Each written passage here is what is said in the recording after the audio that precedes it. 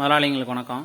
இன்றைக்கி நம்ம இந்த வீடியோவில் எதை பற்றி பேச போகிறோன்னா, அதாவது மாட்டுப் பண்ணையில் அதிகப்படியான லாபம் இல்லைன்னா முழுமையான லாபத்தை எப்படி நம்ம அடைய முடியுன்றதை பற்றி தான் பேச போகிறோம். அதாவது மாட்டுப் பண்ணையில் அதிகபட்ச லாபன்றது வந்து 2 விஷயத்தை பொறுத்து தான் இருக்குது.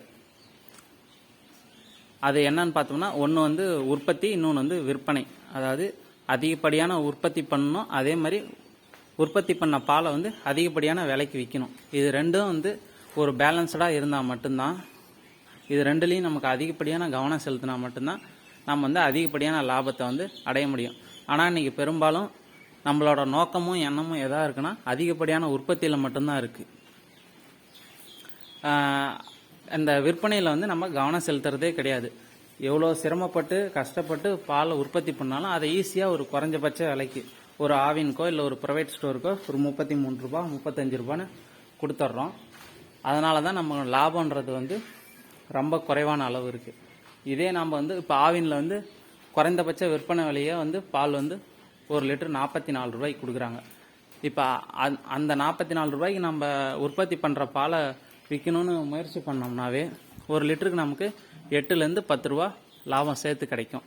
இது வந்து நம்ம செலவே இல்லாமல் நம்ம உற்பத்தி பண்ண பாலுக்கு ஒரு லிட்டருக்கு 8லேருந்து 10 ரூபா கிடைக்கக்குள்ள குறைஞ்சது ஒரு 5 ரூபா கிடைச்சாலே அது வந்து ஒரு மிகப்பெரிய லாபத்துக்கு வந்து நம்மளை கூட்டிகிட்டு போகும். ஆனால் அதுக்கான முயற்சியை வந்து நம்ம எடுக்கிறது இல்லைன்னு தான் சொல்லணும். அதுதான் வந்து உண்மை. நம்மளோட தேடலும் கவனமும் வந்து உற்பத்தியில் தான் இருக்குது. இப்போ எந்த மாதிரி மாடு வாங்கினா பால் சேர்த்து கறக்கும், என்ன மாதிரி அடர் தீவனம் பயன்படுத்தினா பால் அதிகமாக சேர்த்து கறக்கும், என்ன நோய் மேலாண்மை எப்படி, இப்போ இதெல்லாம் வந்து ரொம்ப முக்கியமான ஒன்று. இதில் இருக்க கவனம் வந்து நம்ம விற்பனைக்கும் கொடுக்கணும். இப்போ மக்கள்கிட்ட எப்படி நேரடியாக பாலை கொண்டு போய் சேர்க்கலாம், அப்படி இல்லைன்னா ஏதாவது ஒரு கடைங்களுக்கு கொடுக்கலாமா, இந்த மாதிரியெல்லாம் நம்ம தேடி கறந்த பாலை அதிகபட்ச விலைக்கு மக்கள்கிட்ட கொண்டு போய் சேர்த்தா மட்டும்தான் நமக்கு வந்து லாபன்றது வந்து முழுமையாக இருக்கும். ஆனால் இது வந்து ஒரு சாதாரண விஷயம் இல்லை, மிகப்பெரிய ஒரு சவாலான விஷயம். இந்த சவாலான விஷயத்தை, அதாவது அதிகப்படியான விலைக்கு யார் ஒருத்தர் வந்து பாலை விற்பனை பண்ணுறாங்களோ அவங்களுக்கு மட்டும்தான் மாட்டுப் பண்ணையில் லாபன்றது வந்து அதிகபட்சமாகவும் முழுமையாக இருக்கும். இதில் கவனம் செலுத்தலைன்னா அந்த பண்ணை வந்து குறைஞ்சபட்ச லாபம். அதாவது இப்போ ஒரு 10 மாடு இருக்குன்னா அதை மெயின்டைன் பண்ணுறதுக்கு வந்து ஒரு 2 பேர் தேவைப்படும். குறைஞ்சது ஒரு 2 பேர் 2 ஆள் இருந்தால் போதும். அது தீவன பில்லுக்கு 1லேருந்து 1.5 ஏக்கர் வந்து நிலம் தேவைப்படும். இதெல்லாம் இருந்தால் தான் அந்த மாட்டு பண்ணையை வந்து ரன் பண்ண முடியும். இப்போ ஒரு 10 மாடு ஒரு முதலீடு, அதுக்கு ஷெட்டு 2 ஆள், இதெல்லாம் வச்சு அவங்களுக்கு என்ன லாபம் கிடைக்குன்னா, அந்த வேலை செய்கிறவங்களோட கூலி தான். அதாவது ஒரு நாளைக்கு ஒரு 1300லேருந்து 1400 ரூபா, ஒரு ஆளுக்கு வந்து ஒரு 600லேருந்து 700 ரூபா சம்பளம் கிடைக்கும்.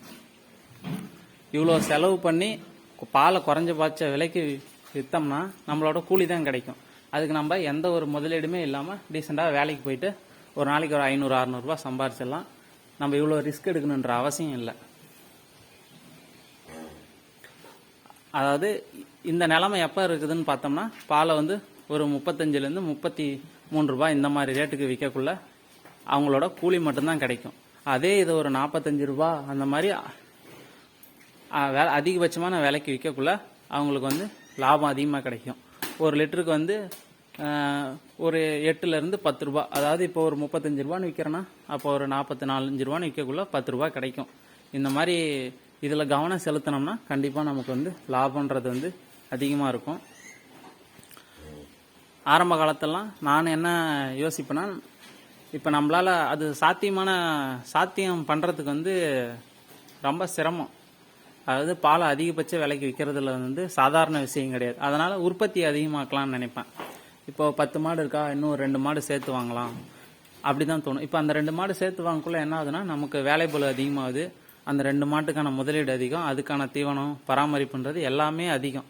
இந்த மாதிரி அதிகமாக திரும்ப செலவு பண்ணி அதுலேருந்து லாபம் எடுக்க நினைக்கிறதுன்றது வந்து, அதுக்கு உதாரணம் என்ன சொல்லலாம்னா, ஒரு நடக்கவே சிரமப்படுற ஒருத்தனுக்கு வந்து அவன் தலையில் எக்ஸ்ட்ரா ஒரு 10 கிலோ வச்சு நீ நடடான்னு சொல்கிற மாதிரி, அது அந்த மாதிரி ஒரு சிக்கலான வேலையாக தான் இருக்குது.